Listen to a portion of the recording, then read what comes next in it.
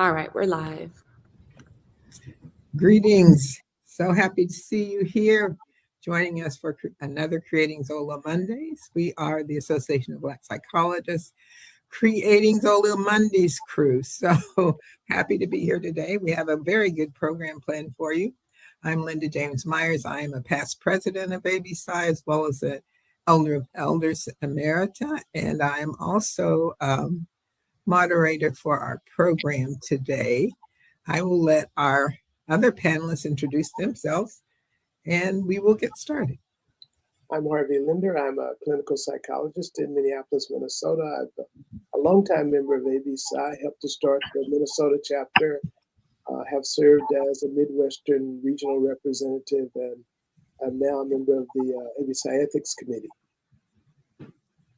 Oh my gosh, we all do so many things. I'm Jonisha Hickson. I am the current chair of the DC ABSI and public relations for the National ABSI. I'm going to pass the mic to William. Yeah, my name is William Parham, and I am a healing circle facilitator. I'm also the crisis coordinator for South Centra Healing Circles, and also lead a couple of projects in terms of delivering healing circles to some of our partners in the DC area. Also work in somatics and delivering somatics to kids in the local Oregon area. Very good, very good. Well, I think what we're going to talk about today has to do with culture, music, and dance, and the cultural transmission of triumph at some level. So I think you're going to start us off, William. Yeah, we had a conversation recently, and it went to dance, and we talked about elements of dance, including twerking. But one of those elements of dance that we were talking about in dance traditions is krumping, and that's with the K. And krumping stands for the kingdom radically uplifted, mighty praise, and is a dance culture that originated from clowning, which was invented in 1992 by Tommy the Clown in South LA, and was a way for Tommy to spread this culture that kind of by the 2000s created this clowning culture, which diffused tension and brought a different type of lifestyle to kids. Tommy being someone who had come from a specific lifestyle in Los Angeles, being a member of specific social organizations. And so in the early 2000s, one of the former member clowns, who goes by Tight Eyes, created krumping, which is like clowning, but is a much more aggressive style. And so this conversation kind of led to a circle, and it exemplifies the concept of Ubuntu, because krumping is inspired by Vodun traditions. There's a dance that happens, it's a spirit dance that happens in Vodun, namely in Benin, that is called the tradition of Zagbeto. And what happens in this tradition is the dancers become a vessel of spirit. They become a vessel of the spirits and allow for their body to be moved. And there was a documentary that came out in like 2005 that was able to show elements of this link to krumping. And it's very interesting because it has come full circle, and this link to the motherland has actually returned to the motherland and has become a popular dance, especially in places like Liberia. Wow. So krumping, kingdom radically uplifted. What was the P? Movement.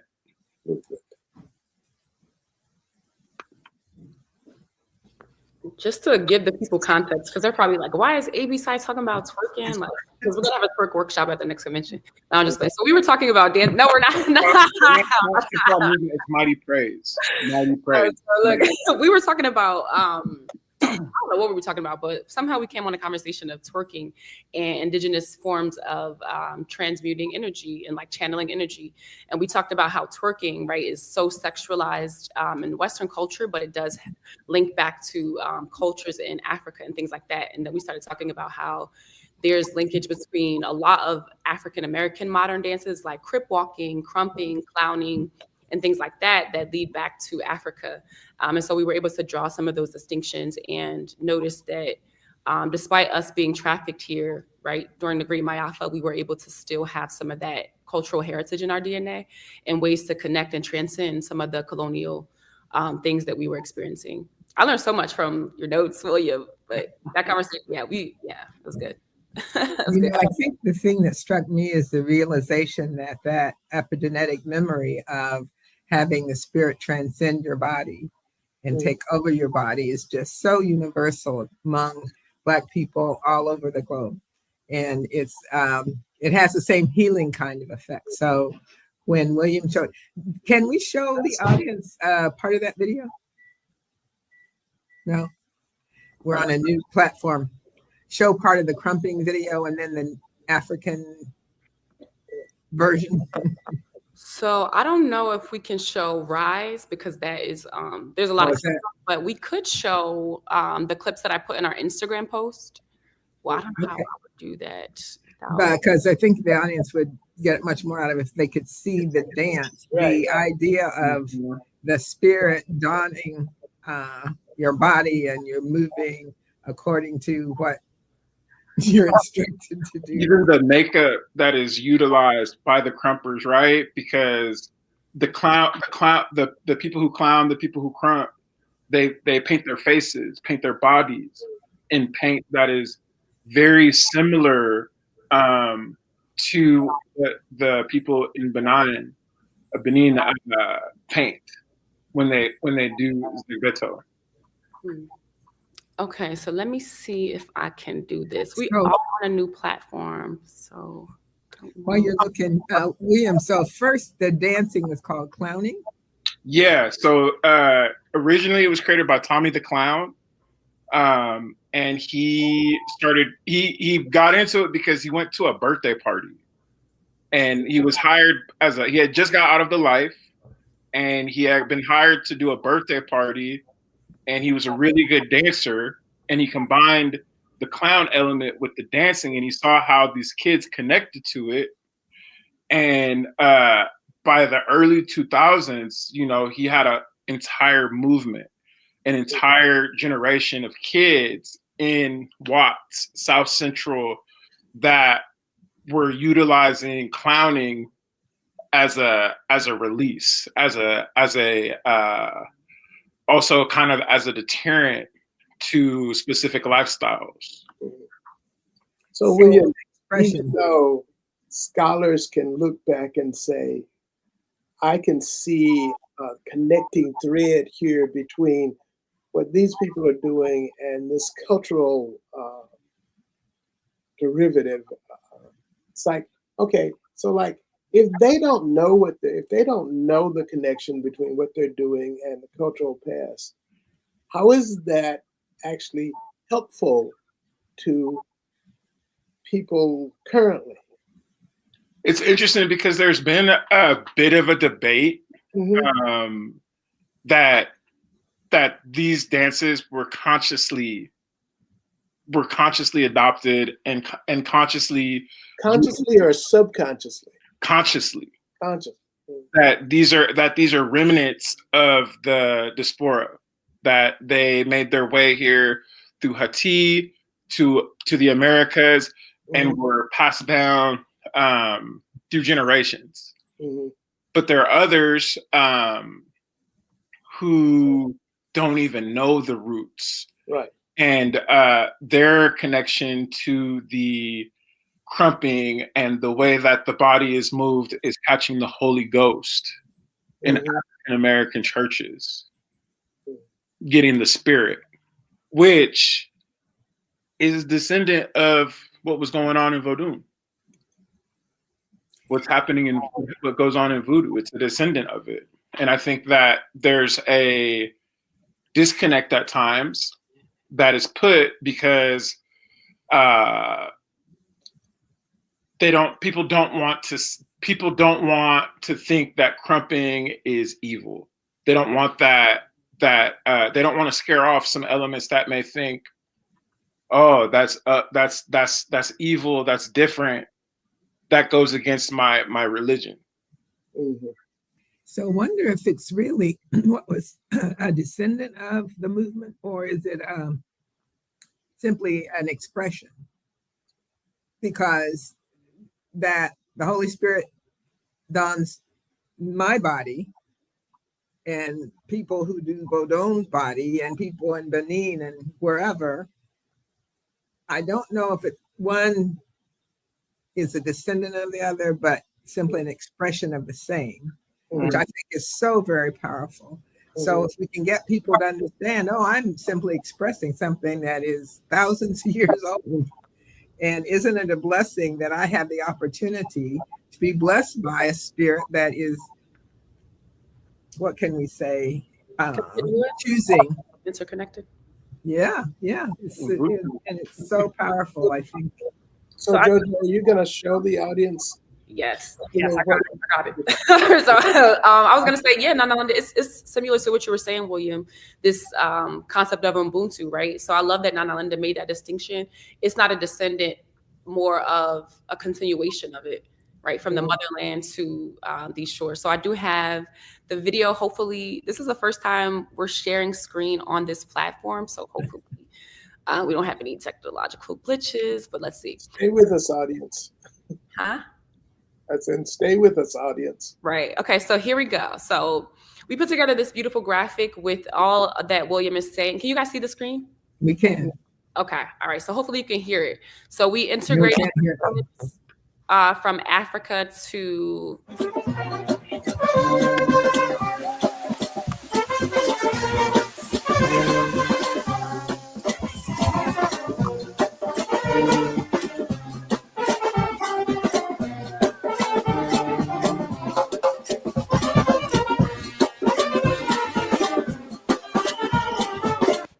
So that's one example. This kid looks like he's crip walking, right? But here it's called the 100 by 100 steps in Africa. And then we have some more clips of more of that circular format. So.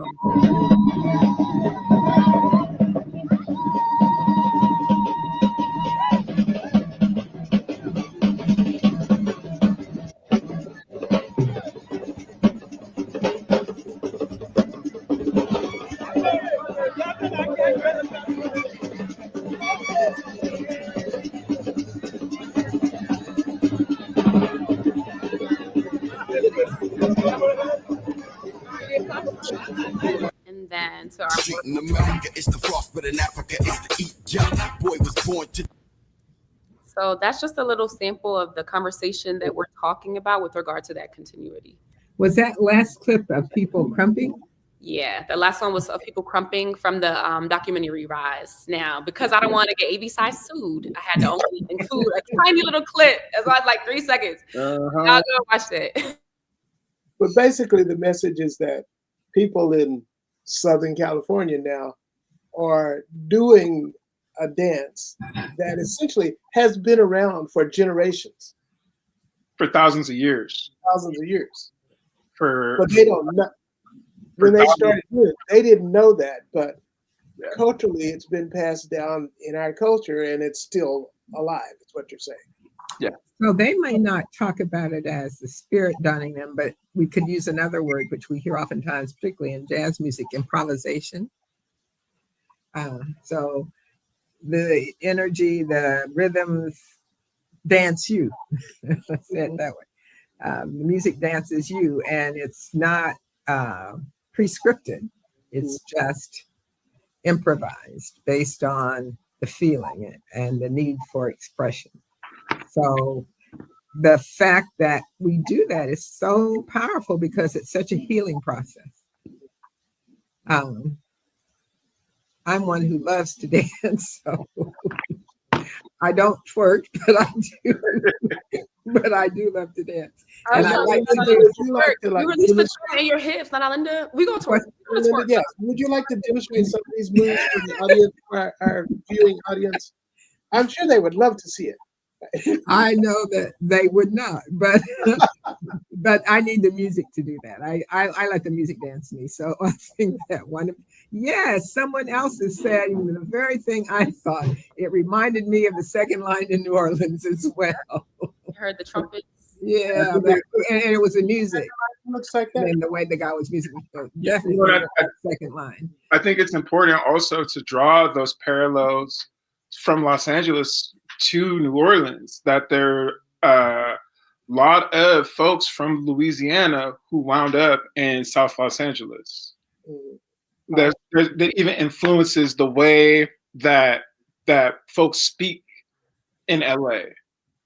The way folks talk. There's a whole Los Angeles vernacular that is very inspired by Louisiana, and that translates into the dance as well. And to what you were saying about healing, I think that Krumping has been able to provide a healing outlet for a lot of folks who are exposed to a specific lifestyle at a very early age. So, William, what are examples of how this has helped people with healing? Sure. I'd say that one of the biggest examples is the dance team movement. And these kids who would usually go into a lifestyle and join a specific community organization that is also called gangs. And instead of putting in work in terms of harming your people, harming yourself, you're putting in work into making your body stronger, putting in work in terms of creating art. And so instead of running with your set, that would be a set that's affiliated with a gang, you're running with your set that is a dance crew. And you're going to these parties that you would have dance battles at. And then, So how would be?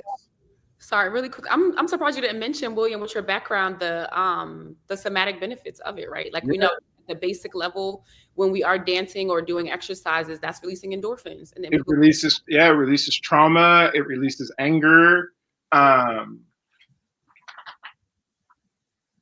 So William, say more about how Black psychologists can use this knowledge to help people be more better. Well, I think especially for some of the male populations that we work with, it is extremely hard for folks to get into their bodies and be cognizant of the sensations that are going in their bodies. And when you're not able to get into your body, you can't release some of that stored trauma that is in your cells. And I think when you're utilizing a dance like Krumping that takes you to a different plane, a different thinking, and allows you to disconnect from your mind and just be in your full body. I think that there's healing that happens in that, and I think that that we get so focused on talking things out when sometimes it just is about movement and being able to release that trauma that is stored in your body and then possibly talking about it.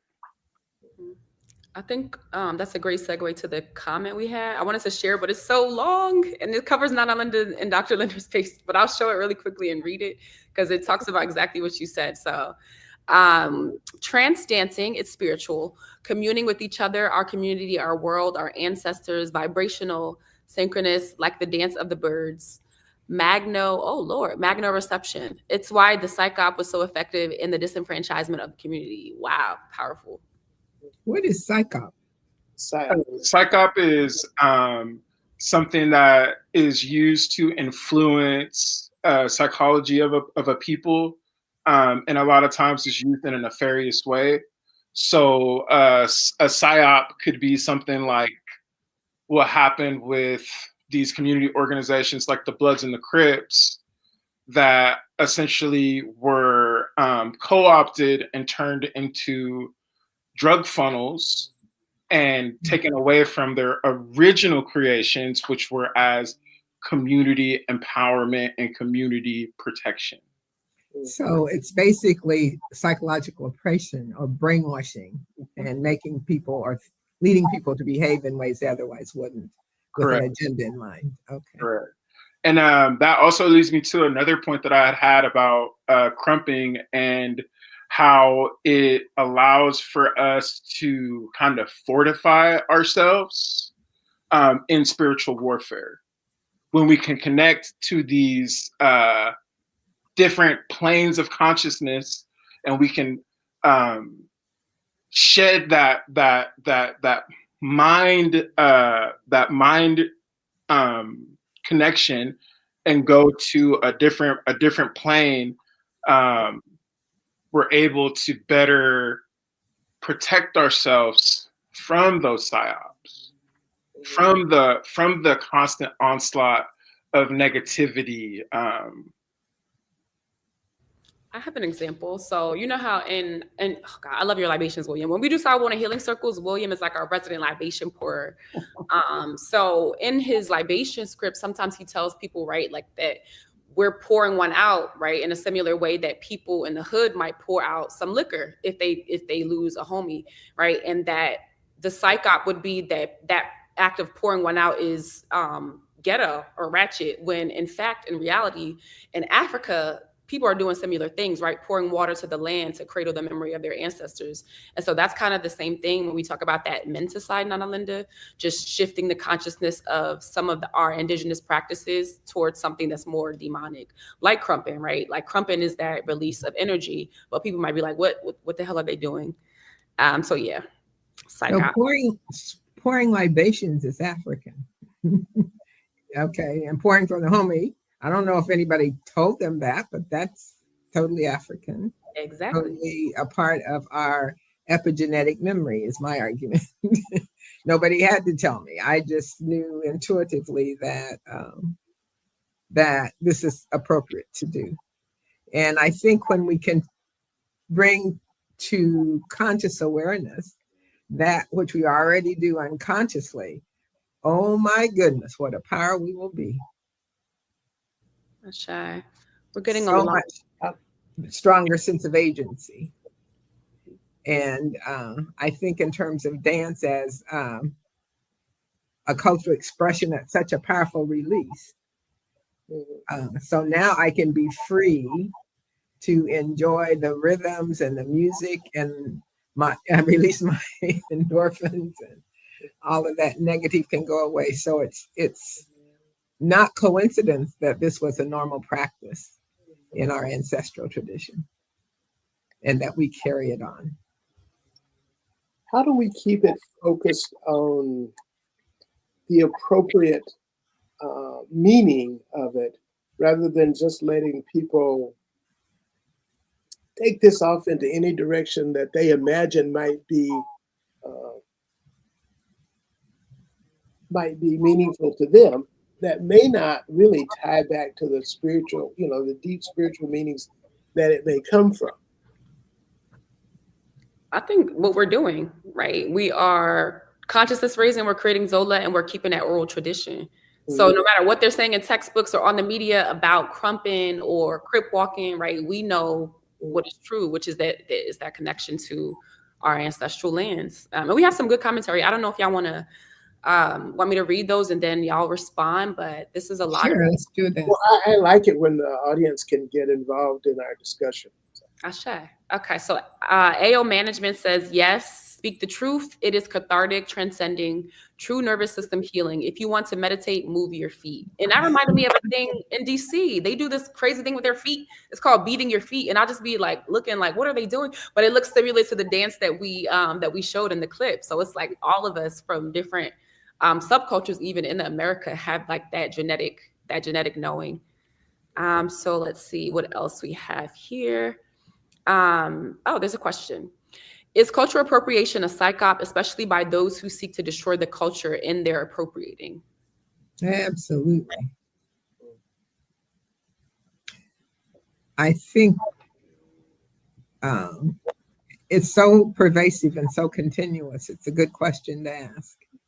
What is the real meaning behind this? And what's the intention? Because one of the things that our ancestors captors our masters at is appearing to give something or support something that is in their best interest, but presented in such a way where we believe it's in our best interest, when absolutely it's not. It's leading to our destruction, like possibly school desegregation.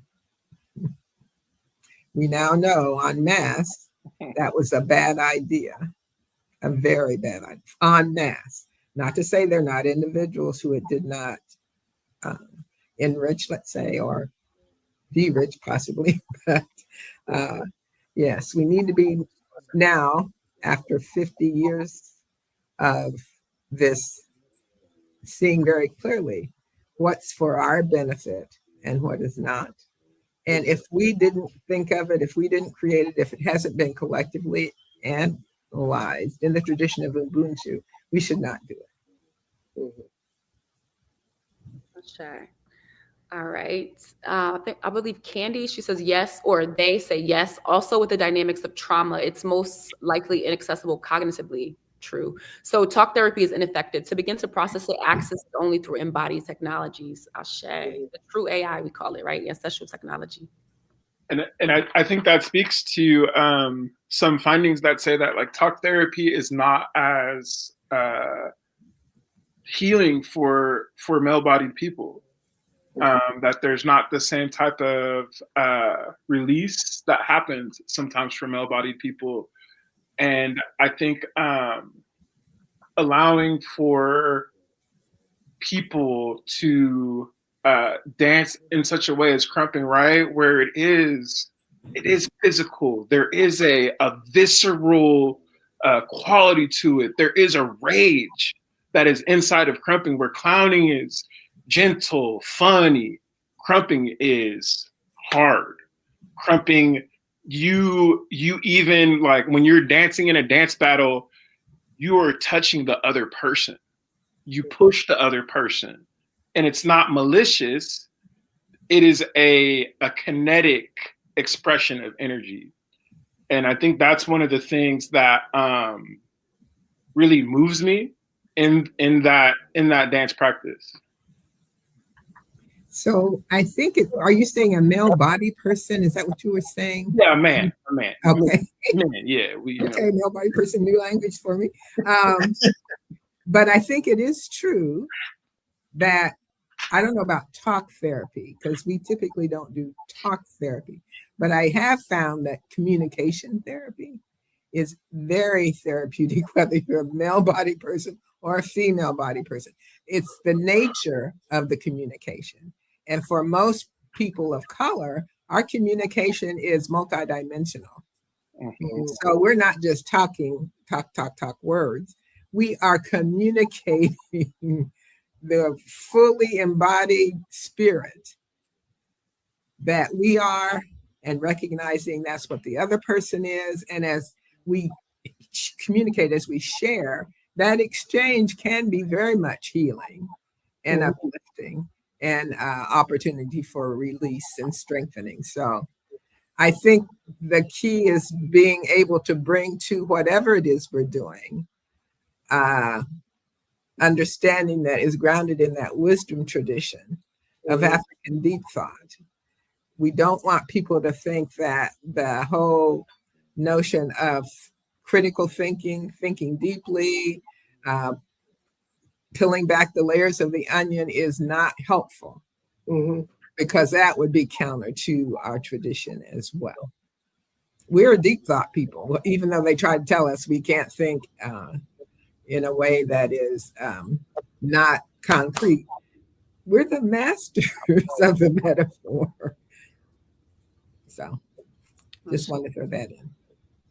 Well, I think that's important, because I think that as psychologists, we are scientists, and there is a science to be discovered here. And so we don't want to be suggesting to the world that we're putting out something where people can just do whatever they want to do and claim that it's a benefit. We have to be able to demonstrate, the benefit, and to be able to show others, how do you perpetuate this benefit. Sure. There are some comments. One for you, Dr. Linder. Pierre said, or Quentin says, we have to control the telecommunications network of Djibouti, but that's deep conversation. Followed by the next comment, who is also talking about the media. Sir Aregi, sorry if I'm pronouncing y'all's name wrong. Someone earlier asked what psychop meant. And so here's a definition, right? Psychological warfare, the planned use of media, propaganda, and other psychological operations with the intention of manipulating and controlling a targeted population. Okay, I didn't understand what the reference to Djibouti was. So if someone can explain that to me, I have to respond to it, but I don't. The comment So we have to control the telecommunications network of Djibouti. But what is that about? Let me see. Jehudi as the sage of, I'm assuming that's what who they're referring to. Oh, maybe I mispronounced. I said Djibouti, like okay. And I could be misinterpreting. There may be Djibouti too. I'm speaking of Jehudi, the sage, that the Greeks called Thoth, and then he became Hermetic tradition. All of that comes to and through the West. But the reality is that our capacity for connecting on multidimensional levels of energy fields has allowed us to gain insight into things we otherwise would not know. And we're now beginning to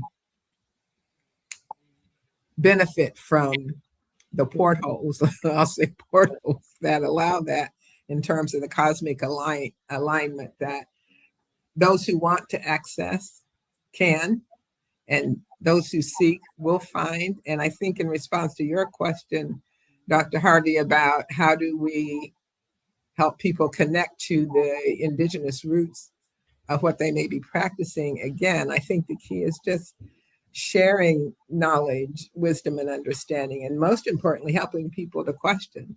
We have to, in this social context, question everything. What is that about, really? Because we're in a social context where our leadership is allowed to lie continuously, and people are acting like it's not a lie. They're just repeating it. It's just crazy making.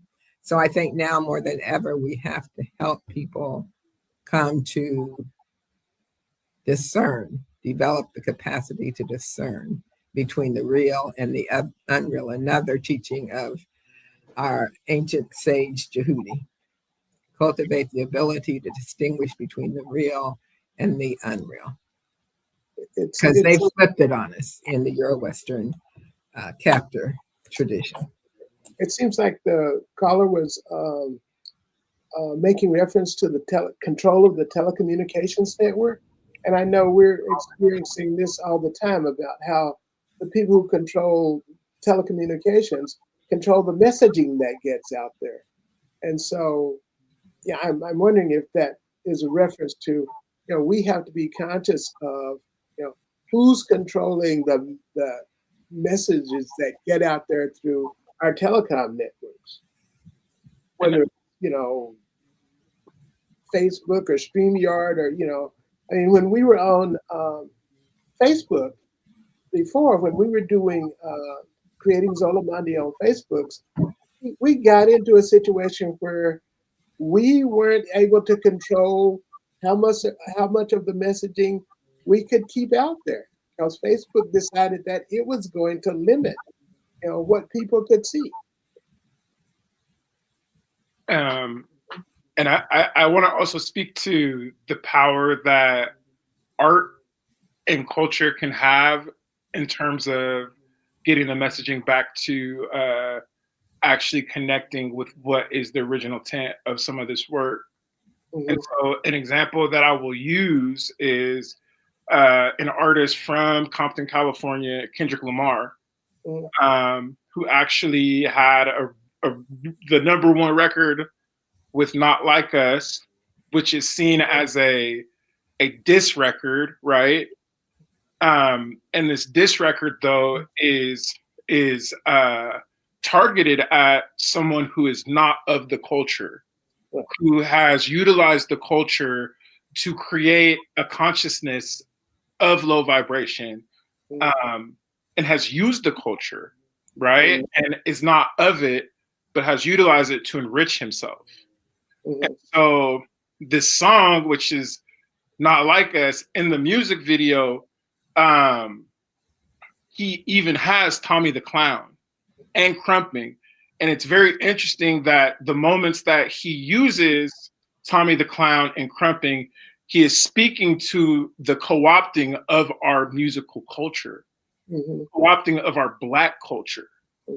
And I think that what he was trying to accomplish is telling us, as you know, in the words of the Sankofa, to go back and fetch it. Right. To go back and fetch it, and to take our culture back and to connect back to these ancient roots. 6,000 years. That's ancient. Right. And we're still practicing these dance moves. And so there was a commenter that said earlier, we went from Black Power to Crash Out Dummies. And I say, hold on just a little bit longer. If you want to look at the Grammys, and you want to see who has been nominated, there are 4 rap albums that are nominated for Album of the Year. And the albums that were nominated for Album of the Year are from what they consider conscious rappers, rapping with a message. And so I bring this up to say that the culture is healing. And the messaging that is vital to connect us back to these practices, to take away the Western, the whiteness of these practices, and to entrench us back into that African-centered somatic work is happening right now. And if y'all have a chance, go look at the Not Like Us video, and I want y'all to view that video from the lens that I just gave you. Not that he's calling out Drake and saying he's this and that, but that he is calling out the devices that Drake represents. So how do we as Black psychologists guard against that kind of message getting lost? Because when that whole dispute was going on, it became one of people seeing it as he's just personally jealous. It's personal jealousy because Drake is making a whole lot of money. The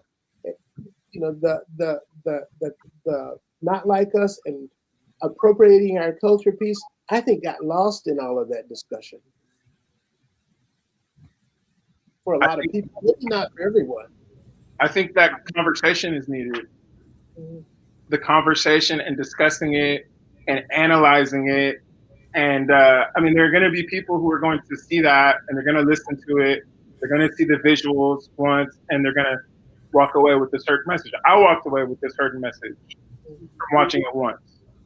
But then you watch it again. And I think that's the beauty of art, is that you have to digest it more than once and sit with it to really start to be able to pull back those layers, especially with artists like Kendrick Lamar, who is speaking in double, triple, and even quadruple entendres at times. Mhm. I think also that we have to pay attention to, at least when I listen to music, I pay attention to like the bodily, like the visceral response that my body has to it. And so, and this reminds me of a conversation we were actually having in DCAB side around membership and being co-opted, right? A chapter member suggested that we start to screen people, if you will, so that we can protect our organization and the work that we're doing. And then there was a deeper conversation around how can we say who is Black enough, or how people are engaging the material that we're putting out. And so I think it has to become a conversation like the one we're having, and that we have to recognize that people are experiencing their Black experience at different levels of consciousness, right? And so, like William said, there has to be times where people have to re-engage with the art, and then have these conversations. And then I do want to address Burl's comment. It's really long. I'm sorry. It's covering Nana Linda's space in Dr. Linda, but it's really important because it's, again, back to this concept of oral tradition.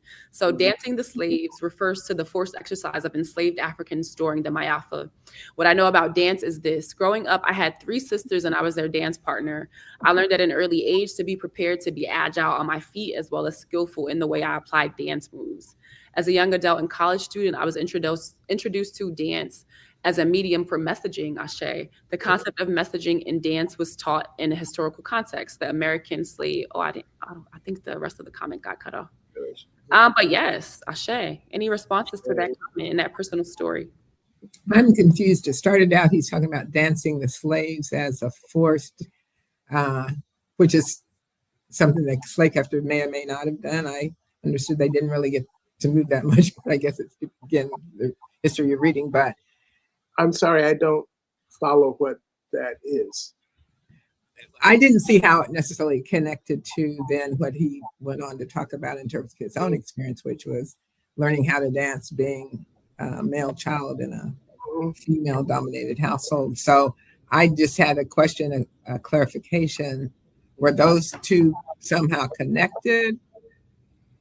Well, hopefully he will respond. What I got out of that was that even though like there's this thing that our oppressors will like maybe force us to do, like dancing, right, during enslavement, we can find ways to transcend that. Because when I was thinking about when I was in college, I took a capoeira class and I was like, what is this? I'm just doing this because I have to graduate. But I learned so much about capoeira, and I learned how, right, even though enslaved Brazilian folks or Afro-Brazilian people were supposedly dancing, within that dancing, they were hiding methods of fighting, right? And they were teaching each other moves and ways to fight on their way towards liberation. So hopefully he will clarify, but that was an interesting comment. Any other responses, or shall we take? And to add on to like that comment of capoeira, right? Like there were elements of capoeira that allowed you to settle disputes amongst yourselves, amongst each other, using dance instead of going to physical violence. And there are elements of krumping that mirror that exact experience of being able to settle disputes in areas that are seen as high volatile areas. You're able to settle disputes through these dance battles. But you don't see Kendrick and Drake having a dance battle. I don't think Drake want that smoke. No. I don't think he want that smoke. We saw how he danced in the Hotline Bling video, and so. But we have a comment. Quentin says He's gonna get in trouble. The question will also ask, how do we get the mixed community to stop aiding white supremacy? It's happening in Latin America, Arab states, the world all over. How do we get the mixed community from what? Not just the mixed community, though. You know, it's like the Black community as well has been aiding white supremacy. You know, it's like we're acculturated to aid white supremacy. So I'm not really sure what's being referred to specifically as the mixed community at this point.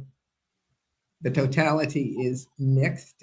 I guess it might be a comment on Drake and his ethnicity. Oh, okay. The fact that he's mixed race. He's not of America. He is of Canada. Yeah.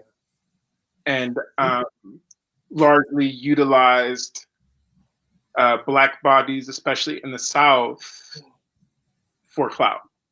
Mhm. So certainly white supremacy is something that's been globalized. And if we look at our history, that shows us all people are African people. If you go back to the beginnings of human culture and civilization, so we're seeing with the coming of the European and then their creation of white people, that tradition of white supremacy emerging. But I think our challenge is not necessarily how do we get the mixed community to stop? How do we get ourselves to stop? Because when we stop, what they do won't matter. Right. When we stop, what they do won't matter. I think have spent too much time trying to get a consensus or a shift in those people who are not like us. And yeah, Not like us, leave alone, come over here where we are and help the people who are like us, just like us. And as we do that, then our focus allows us to create what we think and have less interest in what they think. But I think that whole Ubuntu methodology and emphasis can only arise when we shift our primary assumption about reality itself. Mhm. Is it what you can see, touch, taste, hear, or smell, or not? Or is it essentially a spiritual phenomenon that has those manifestations? And the power within us and within which we are is a universal supreme power. And all that we need, we have once we begin to realize. So I think it's a matter of education, but I think it's an education that allows us to grow in ways that many of us have not yet thought about because we've been denied access to the truth of our history and culture. And if anybody doubts how powerful that history and culture is, just think about why they're so desperate trying to keep people from learning it. It's ridiculous. You don't try to destroy and keep people from something that's good for them. You try to take away what you fear would not be good for you. And that truth would probably be helpful to them, but but they don't have the bandwidth to really appreciate it. One of the things that came up too that I did want to respond to is this notion of Black. How do you know who's Black? I think the challenge there is what is Black? You know, Black isn't how we appear. Black is a consciousness. Black is the consciousness that represents the absorption of all the energies, all the colors of the spectrum into one. That's how we get to oneness. So for me, if you are Black enough, really depends not on how you appear, but what is in your heart, what is in your mind. And as we begin to make that kind of use that kind of definition, I think then it'll be easier for us to unify and not get into arguments over foolishness. Sure.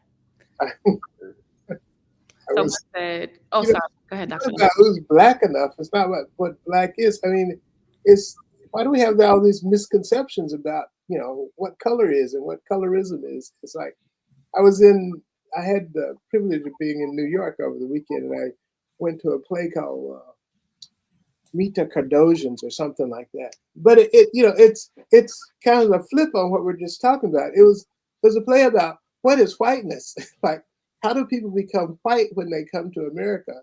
Because one of the things that happens is when people come to America, they had to decide whether they were white or non-white. And so it's an interesting it's an interesting exploration of that concept of we get all caught up in this colorism stuff. Well, it's very powerful. It's privilege. White privilege is real. Light privilege is real. So we don't want to deny the reality of that being imposed upon us, but we want to elevate our consciousness so we're not caught up in it.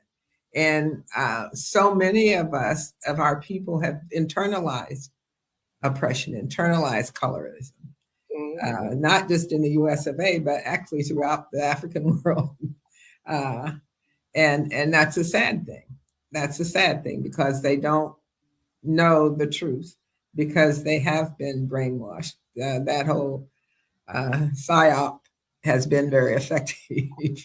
And but now that's the purpose of our conversations here on Creating Zola Mondays, is to bring to the forefront the truth of the matter so that we can begin to heal and really benefit from the truth of ourselves, of who we are, who we've always been, and who we'll always be.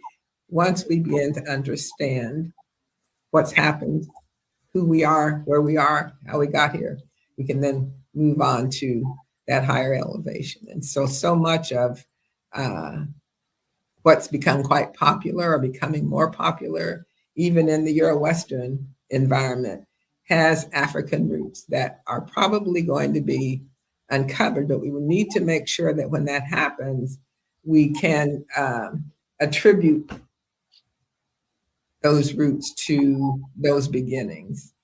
And I think when we're able to do that, then we can achieve the greatest benefit.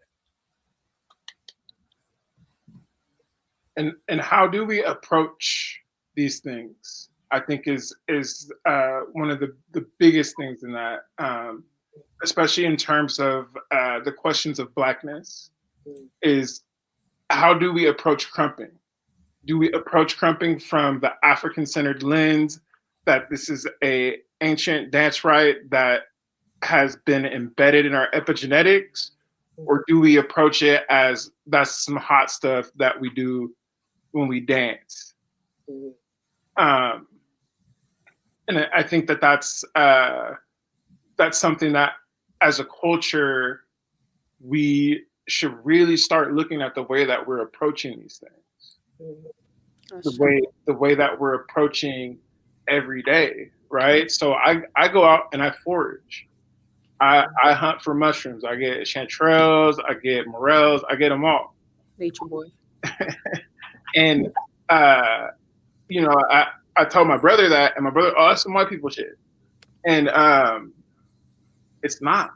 That is a practice that is ancient, that I feel so connected to my ancestors when I'm out there in a mushroom patch, not even thinking, no words, just color recognition. And the morels don't know they're supposed to be white people shit. Oh, great. I wonder if we have time to answer one more question, because this question seems like what you're saying, William. It seems like the whole conversation. So Black Dr. Phil, to the stage, please. He says, ABCI thoughts and practices seem grounded in African tradition. Will it also integrate more aspects of Black American worldviews, including hood perspectives that reflect current Black mental health? So my answer to that is, if we go to the deep structure of culture, there are basically two ways of thinking and being and doing the world. Either you're going to deal at the level of higher consciousness, which our ancestors did, where their values were placed in truth, justice, and righteousness, knowledge, wisdom, and understanding, or you're going to go to the suboptimal level, lower consciousness, where values are placed on material acquisition of objects, and identity and worth is based on being better than. So I think at the level of cultural deep structure, we have at least two options that lead to two different paths. And I think once people begin to realize that, then they can begin to make a conscious decision.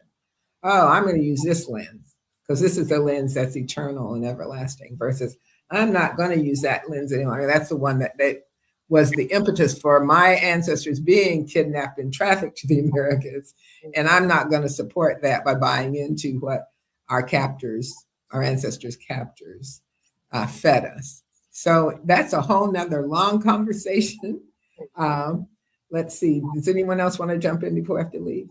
Yeah, I just wanted to really briefly talk about the hood, the Black American and hood, right? So let's talk about gang politics and gangs, and the fact that on that suboptimal level is gang and gang culture. But when we approach it from a higher level, we see that it is a mirror of these interconnected kinship networks in Africa. And that it is a mirror and a reimagining of structural power in the continent that we all came from.